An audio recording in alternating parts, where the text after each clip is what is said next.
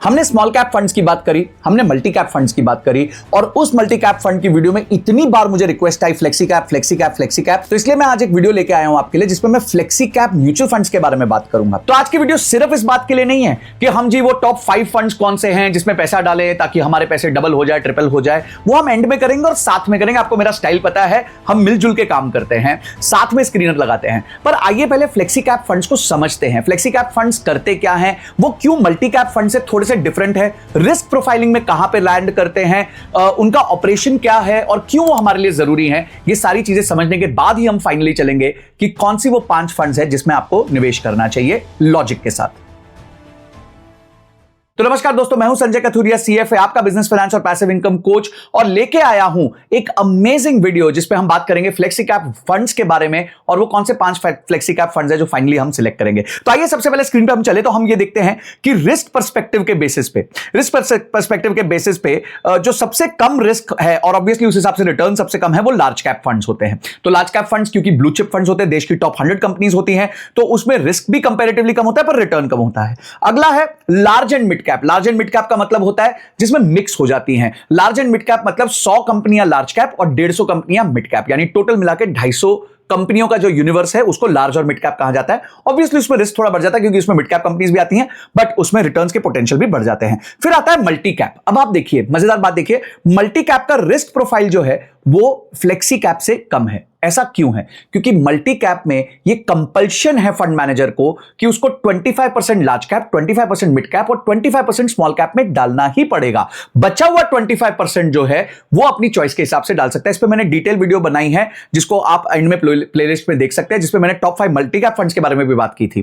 तो multi cap fund में क्योंकि एक रिस्ट्रिक्शन होता है फंड मैनेजर पे, तो इसलिए उसकी रिस्क प्रोफाइलिंग थोड़ी कम होती है क्योंकि ये कंप्लीटली इंडिपेंडेंस नहीं देता है एक फंड मैनेजर को सिलेक्ट करने के लिए कि कौन से भी वो पर्टिकुलर सेक्टर में या कौन से भी पर्टिकुलर कैपिटलाइजेशन की कंपनीज में पैसा डाल सकता है। अब वहीं आता है फ्लेक्सी कैप। फ्लेक्सी कैप क्या करता है? फ्लेक्सी कैप आपको इंडिपेंडेंस देता है, एक फंड मैनेजर को इंडिपेंडेंस देता है कि वो किसी भी कैपिटलाइजेशन बेस्ड कंपनी में पूरा का पूरा पैसा डाल सकता है। हो सकता है वो 100% पूरा लार्ज कैप में डाल दे, हो सकता है वो 100% पूरा मिड कैप में डाल दे, और ये भी हो सकता है वो 100% पूरा स्मॉल कैप में डाल दे, या फिर इन तीनों का मिक्स भी रखे। इसलिए फ्लेक्सी कैप का रिस्क प्रोफाइल जो है वो मल्टी कैप से ज्यादा होता है, और ऑब्वियसली जहां रिस्क प्रोफाइल ज्यादा होता है वहां रिटर्न्स के चांसेस भी ज्यादा होते हैं। आगे आप देखेंगे कि focus, mid cap, small cap, thematic, इसके बारे में हम आज बात नहीं करेंगे। मेजरली हमें बात करनी है आज फ्लेक्सी कैप फंड्स के बारे में। अब हमने समझ लिया फ्लेक्सी कैप फंड्स क्या होता है। इस स्लाइड पे हमें देखेगा कि फ्लेक्सी कैप फंड्स के 4 मेजर पॉइंट्स क्या है। पहला है कि इसकी ability to adapt. Ability to adapt मतलब कहीं भी पैसा डल सकता है, लार्ज कैप में भी डल सकता है, स्मॉल कैप में भी डल सकता है, मिड कैप में भी डल सकता है। डाइवर्सिफिकेशन हो सकती है, मार्केट एनवायरनमेंट के हिसाब से डाइवर्सिफाई किया जा सकता है, कोई रिस्ट्रिक्शन नहीं है। कहीं अगर प्योर लार्ज कैप फंड होगा तो वो बेचारा लार्ज कैप के अलावा कुछ कर ही नहीं पाएगा। अगर लार्ज कैप बहुत टाइम तक परफॉर्म नहीं किया तो प्रॉब्लम हो सकती है। रिस्क मैनेजमेंट, क्योंकि आप ब्रॉडर डाइवर्सिफिकेशन कर रहे हो तो कभी कभी fund managers volatility better handle कर लेते हैं। समझिए एग्जांपल एक देखते हैं कि कोई एक स्मॉल कैप फंड है।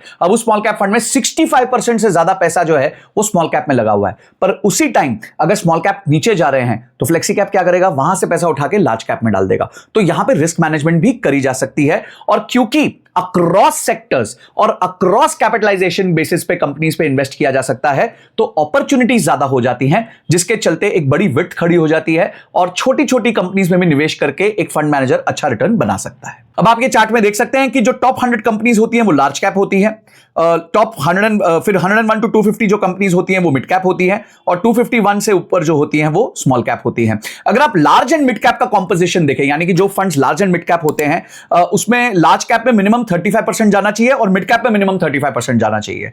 इधर स्मॉल कैप का कोई स्कोप ही नहीं है, तो यानी सिर्फ 250 कंपनीज के बीच में ही ये म्यूचुअल फंड्स ऑपरेट करते हैं। मल्टी कैप मैंने आपको बता दिया 25-25-25 और 25% डिस्क्रिप्शन पे, बट फ्लेक्सी कैप आप यहां पे देखेंगे कि उसमें लार्ज कैप 0 to 100 यानी 100% भी लार्ज कैप हो सकता है, 100% भी मिड कैप हो सकता है, 100% भी स्मॉल कैप हो सकता है। अब अगर आप रिटर्न्स को देखें 2006 से लेकर 2023 तक, तो ये जो पहला कॉलम है वो रिटर्न्स है लार्ज कैप के, सेकंड कॉलम मिड कैप के और थर्ड कॉलम है स्मॉल कैप का। तो ये देखा गया फॉर एग्जांपल, तो आप देखेंगे जैसे लार्ज कैप ने 2006 में 40% रिटर्न दिया, उसी टाइम मिड कैप ने भी अच्छा दिया, स्मॉल कैप ने भी अच्छा दिया। पर कभी कभी क्या होता है, कभी कभी ऐसा सिनेरियो आता है कि कोई एक particular capitalisation based companies negative return देती है। फॉर एग्जांपल 2018 में लार्ज कैप ने बहुत अच्छा रिटर्न नहीं दिया, 2.6% दिया, पर वहीं मिड कैप क्रैश कर गए 12% और स्मॉल कैप तो और भी क्रैश कर गए 26%। यही हाल अगले साल भी हुआ, जहां लार्ज कैप ने थोड़ा अच्छा रिटर्न दिया, मिड कैप बच गया, 0 से ऊपर गया, पर स्मॉल कैप फिर भी 7% से नीचे गया। तो ऐसे कई साल आते हैं जब कोई कैपिटलाइजेशन बेस्ड कंपनी अच्छा करती है, कब कोई कैपिटलाइजेशन बेस्ड कंपनीज अच्छा करती हैं। तो एक फ्लेक्सी कैप में ये फ्लेक्सिबिलिटी होती है कि वो किसी भी कैपिटलाइजेशन बेस्ड कंपनीज में पैसा डाल सके। अब आप ये देखिए मजेदार चीज, अगर ये टॉप लाइन देखेंगे आप, तो टॉप लाइन नंबर 1 सेक्टर था उस पर्टिकुलर ईयर का। सो फॉर एग्जांपल 2012 में प्राइवेट बैंक्स नंबर 1 सेक्टर था, रियल एस्टेट नंबर 2 पे था, पर 2013 में आईटी सर्विसेज जो है नंबर 1 हो गया और रियल एस्टेट गिर के सीधा लास्ट पहुंच गया। 2014 में प्राइवेट बैंक्स का सेक्टर अच्छा चला, 2015 में फार्मा अच्छा चला, 16 में मेटल, 17 में रियल एस्टेट, 18 में आईटी, 19 में रियल एस्टेट, 20 में pharma, metals, PSU banks, real estate. तो आप क्या देखते हैं, आप ये देखते हैं कि हर साल जो टॉप सेक्टर्स हैं वो बदलते रहते हैं, शफल करते रहते हैं। तो अगेन फ्लेक्सी कैप यहां पे काम आता है क्योंकि कोई रिस्ट्रिक्शन नहीं होती है, वो किसी भी कैपिटलाइजेशन बेस्ड कंपनी में और किसी भी सेक्टर बेस्ड कंपनी में पैसा डाल सकता है। इसलिए मैं कभी कभी लोगों से रिक्वेस्ट करता हूं कि थीमैटिक फंड्स में पैसा मत डालिए, क्योंकि thematic funds extreme risk profile में बहुत हाई होते हैं। क्योंकि आप समझिए अगर आपने सिर्फ मेटल्स में पैसा डाला होता तो पिछले 10 साल में मेटल्स ने सिर्फ 2 बार नंबर 1 की पोजीशन रखी है, पर यहीं अगर आप फ्लेक्सी कैप, मल्टी कैप जैसे फंड्स में पैसा डालते तो ऑटोमेटिकली वहां पे सेक्टर मूवमेंट होती है, जिससे आपका रिटर्न्स बेटर हो सकता है। अगर आप वॉलेटिलिटी के पर्सपेक्टिव से देखें, जो निफ्टी 500 टीआरआई है, निफ्टी 500 टीआरआई मतलब इसमें 100 large cap companies, 150 mid cap companies और 250 स्मॉल कैप कंपनीज आती हैं। उसका जो वॉलेटिलिटी है वो सेकंड सबसे कम है, यानी कि सबसे कम तो ऑब्वियसली लार्ज कैप का होता है बिकॉज लार्ज कैप बड़े स्टॉक्स होते हैं, पर वो मिड कैप और स्मॉल कैप से कम है। यानी कि अगर एक फ्लेक्सी कैप बास्केट बनता है तो वॉलेटिलिटी भी सही तरीके से मैनेज की जा सकती है। तो दोस्तों अब हमने इनफ थीसिस बना ली है कि क्यों फ्लेक्सी कैप में इन्वेस्ट करना चाहिए, फ्लेक्सी कैप के फायदे क्या हैं, फ्लेक्सी कैप में रिस्क क्या है और रिस्क मल्टी कैप से ज्यादा क्यों है, क्योंकि ऑब्वियसली कंप्लीट डिस्क्रिशन पे होता है फंड मैनेजर के कि कहां वो पैसा निवेश करना चाहता है। आइए चलते हैं अब अपने स्क्रीनर पे और यहां से हम अब अपने ढूंढेंगे टॉप 5 म्यूचुअल फंड्स जो हमें फ्लेक्सी कैप में निवेश करना चाहिए ओवर द नेक्स्ट 1 ईयर 2025 में। ओके दोस्तों, तो आप ये देख सकते हैं यहां मैं स्क्रीनर पे जाता हूं और स्क्रीनर पे जाके मैं यहां पे म्यूचुअल फंड्स पे सिलेक्ट करके स्टार्ट स्क्रीनिंग करता हूं। स्टार्ट स्क्रीनिंग करके मैं इक्विटी सेक्शन में जाता हूं और इक्विटी सेक्शन में मैं ढूंढता हूं फ्लेक्सी कैप फंड्स। तो अब ये 93 रिजल्ट्स आ गए हैं फ्लेक्सी कैप फंड्स के। अब यहां पे हम फिल्टर ऐड करते हैं।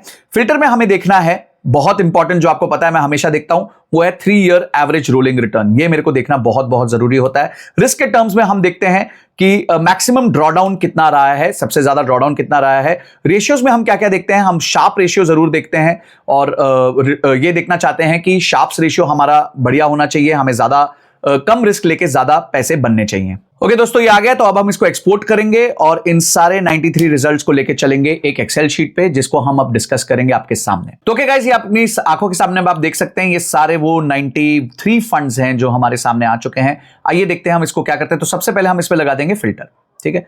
तो सबसे पहले हम लगाते हैं इधर फिल्टर। फिल्टर में हम सबसे पहले क्या देखेंगे कि जो फंड्स ने 3 साल निकाले ही नहीं है अभी तक, तो उसको तो मैं बाहर कर दूंगा भाई, क्योंकि कोई ऐसा फंड नहीं देखना चाहता जो बिल्कुल जिसने 3 साल भी नहीं निकाले। तो काफी ऐसे फंड्स हैं जिसने अभी तक 3 साल नहीं निकाले हैं और जो फ्लेक्सी कैप कैटेगरी में है। तो अब अगर उसके बाद हम देखें, उसके बाद अगर हम देखते हैं तो अब हमारे पास बच जाते हैं 67 फंड्स। मुद्दा है टॉप 5 फंड्स का भाई। तो अब क्या करेंगे, अब हम जो है 3 साल के एवरेज रोलिंग रिटर्न्स के हिसाब से लार्जेस्ट टू स्मॉलेस्ट कर देंगे। तो अब यहां पे आपने देख लिया कि लार्जेस्ट टू स्मॉलेस्ट जो है हमने सेट कर दिया है 3 साल के हिसाब से। ऐसे कई फंड्स हैं जिन्होंने 5 ईयर और 10 ईयर अभी तक परफॉर्मेंस नहीं दी है, पर इसको हम जरूर ये देख सकते हैं कि अच्छे फंड्स होने चाहिए जिन्होंने अच्छा हमारे को 3 ईयर रोलिंग रिटर्न दिया है और कम से कम ड्रॉडाउन दिया हुआ है। तो 15 फंड्स जो टॉप 15 फंड्स है उसको हम सिलेक्ट करेंगे और उसके अलावा जितने फंड्स हैं हमारे पास उनको हम यहां से डिलीट कर देंगे। ये हमने रोलिंग रिटर्न्स के बेसिस पे इन सबको बाहर कर दिया। बाप रे, देखो कितना बड़ा यूनिवर्स हमारा बाहर चला गया, बड़े बड़े नाम बाहर चले गए। तो क्या है कि कभी भी फंड सिलेक्शन जो है ना वो प्रोसेस ऑफ एलिमिनेशन से किया जाता है, यानी कि अपने फिल्टर्स लगा लगा के यूनिवर्स को छोटा करते रहिए। इसको हम बॉटम बॉक्सिंग कहते हैं, यानी नीचे वाले को मुक्का मार के बाहर कर दिया। अभी तक वीडियो पसंद आ रही है तो चैनल को सब्सक्राइब कर लो भाई, और थम्स अप भी दबा दो, लाइक भी दबाओ, उसके बाद शेयर भी करो, कमेंट में बताओ क्या क्या नया सीखने मिल रहा है। हाँ, पूरी मेहनत करवाते हो, थोड़ा लाइक भी दिया करो यार। ओके, अब आप देखिए ये हमने टोटली अरेंज कर दिया है। अब हम इसको करते हैं 3 ईयर रोलिंग रिटर्न के हिसाब से हमने इसको अरेंज कर दिया है। अगर आप शार्प्स रेशियो के हिसाब से भी देखें तो ये सारे फंड्स ने शार्प्स रेशियो के हिसाब से अच्छा परफॉर्म किया except Quant flexi cap fund. Quant flexi cap fund का शार्प्स रेशियो बहुत कम है और उसका मैक्सिमम ड्रॉडाउन भी बहुत ज्यादा है। अब दोस्तों आपके ऊपर दो चीजें निर्भर करती है। अगर आप रिस्क कम लेना चाहते हो तो आप जो है ड्रॉडाउन को अपना क्राइटेरिया बना सकते हो, नहीं तो दूसरा क्राइटेरिया ये बना सकते हो कि जिस फंड ने 5 साल नहीं निकाले हैं उसको भी अब हम बाहर कर देते हैं। तो अगर हम 5 साल वाले फंड्स को बाहर करें तो यहां पे हमारे करीबन ये वाले सारे फंड्स जो हैं ये भी बाहर हो जाएंगे। तो अब हमने और अपने यूनिवर्स को नैरो कर लिया है, यानी फॉर्मिडेबल फंड्स जिन्होंने 5 साल से ज्यादा लाइफ निकाली है, जिन्होंने मार्केट के उतार चढ़ाव सब देख लिए हैं, उसके बेसिस पे अब हम वापस देखते हैं हमारे रोलिंग रिटर्न्स क्या हैं। तो अगर यहां पे हम रोलिंग रिटर्न्स के हिसाब से चले तो ये टॉप 5 फंड आते हैं जो रोलिंग रिटर्न्स के हिसाब से हमें अच्छा परफॉर्मेंस जिन्होंने दिया है, और ये टॉप 5 फंड्स हम कंसिडर कर सकते हैं। और इनमें अगर आप देखें तो इन 5 फंड्स में करीबन 3 फंड्स ऐसे हैं जिन्होंने 10 साल भी मार्केट में निकाल ली हैं, तो काफी अच्छे फंड्स माने जाएंगे ये।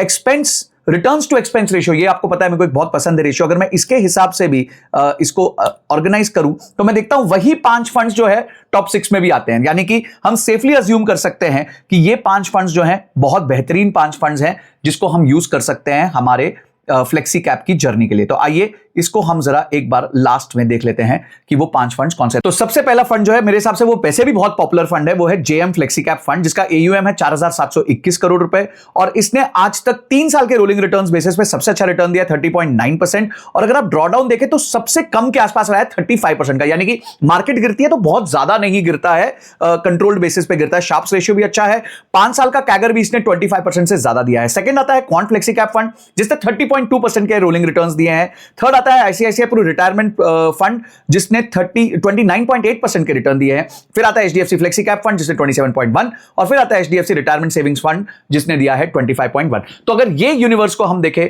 तो हमारे को ये 5 फंड मिलते हैं जो कंप्लीटली फ्लेक्सी कैप फंड है और जिनको आप अपने पोर्टफोलियो में जगह दे सकते हैं। दोस्तों हर व्यक्ति अलग तरीके से फंड्स को सिलेक्ट करता है, कोई लोग रिस्क कम लेना चाहते हैं, कोई लोग अग्रेसिव होते हैं, वो रिटर्न ज्यादा देखना चाहते हैं। चॉइस आपकी है। ये एक बेसिक फ्रेमवर्क मैंने दिया है जिसके बेसिस पे आप अपने लिए राइट फंड्स का सिलेक्शन करना सीख रहे हैं, क्योंकि बार बार कोशिश यही करता हूं कि भाई मेरी वीडियोस भी देखते रहो पर साथ साथ खुद को भी सक्षम बनाओ कि आप अपने लिए फंड सिलेक्ट जरूर कर सको। स्मॉल कैप और मल्टी कैप का सिलेक्शन अभी तक नहीं देखा तो भाई प्लेलिस्ट में देख लो, और किस चीज पे वीडियो बनाऊं कमेंट बॉक्स में जरूर बताना। इस वीडियो को सबके साथ शेयर जरूर करना क्योंकि सबको पता चलना चाहिए कि 2025 में कौन से फ्लेक्सी कैप फंड लेने हैं। अगली वीडियो तक जय हिंद जय भारत।